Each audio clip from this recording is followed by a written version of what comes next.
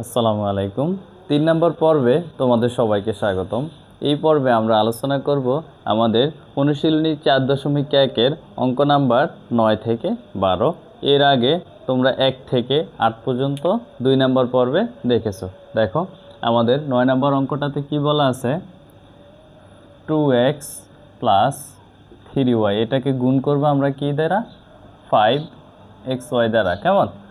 আমরা প্রথম পর্বতে যখন বেসিক এবং উদাহরণ ১ থেকে ১০ আলোচনা করছি, তখন আমরা বহুপদী রাশিকে একপদী রাশি দ্বারা গুণ কীভাবে করছি সেটা দেখাইছি। এখানে ভেঙে ভেঙে আরও বিস্তারিত দেখানো হয়েছে। তোমরা যারা ১ নম্বর পর্ব দেখো নাই তারা ১ নম্বর পর্বটা দেখে নিও।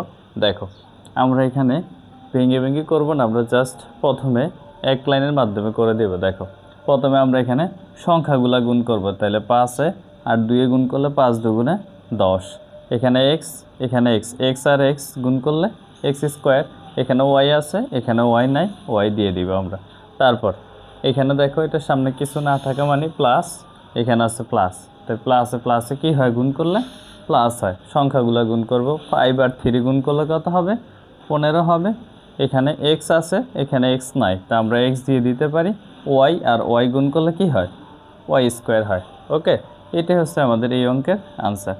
এরপরে 10 নাম্বারটা দেখো, এখানে বলছে 5x² - 4xy এটাকে গুণ করবো আমরা কি দ্বারা, 9x² y² দ্বারা। তা আমরা প্রথমে সংখ্যাগুলো গুণ করি, 9 আর 5 গুণ করলে 5 নং 45 হয়। x² গুণ করলে x⁴, এখানে y² আছে এখানে y² নাই।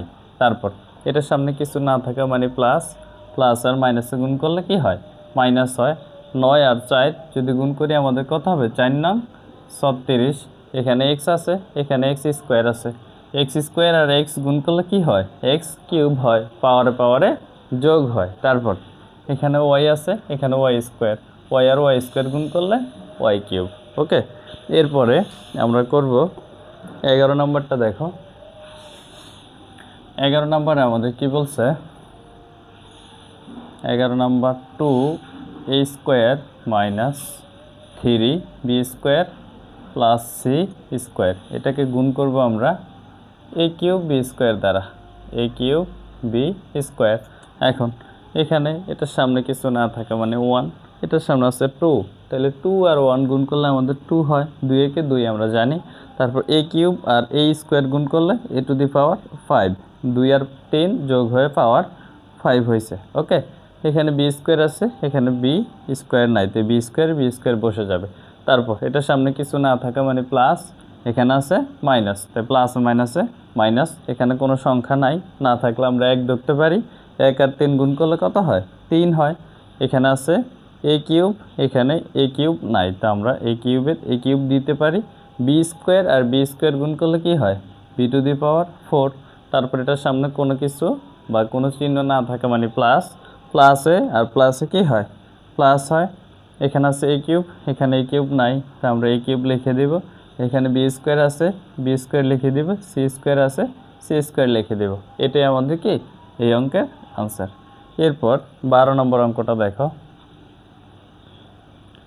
12 নম্বর আমরা এখান থেকে করে দেই, এটাকে এটা দ্বারা গুণ করব, তো আমরা একটা ব্র্যাকেট দিয়ে গুণ চিহ্ন দিলেও হবে না দিলেও হবে, অথবা দুইটা ব্র্যাকেট দিলেও সেটা গুণ চিহ্ন বোঝায়। এখন আমরা কি করব, এই x⁴y দ্বারা এই পুরো রাশিটা গুণ করব। এখন দেখো এখানে x³ যদি x⁴ দ্বারা গুণ করি পাওয়ারে পাওয়ারে কী হবে, যোগ হবে, তখন 3 আর 4 হয় কী হবে, x⁷। এখানে y আছে এখানে y নাই, তো y দিয়ে দিব। তারপরটার সামনে কিছু না থাকা মানে প্লাস, প্লাস আর মাইনাসে মাইনাস, x⁴, এখানে x⁴ নাই, x⁴ দিয়ে দিলাম। y³ আর y গুণ করলে কি হয়, y⁴ হয়। তারপর এটার সামনে কিছু না থাকা মানে প্লাস, এখানেও আছে প্লাস, প্লাসে প্লাসে প্লাস, কোনো সংখ্যা এখানে নাই, না থাকলেও 1 ধরতে পারি। 1-এর সাথে 3 গুণ করলে কত হয়, 3 হয়।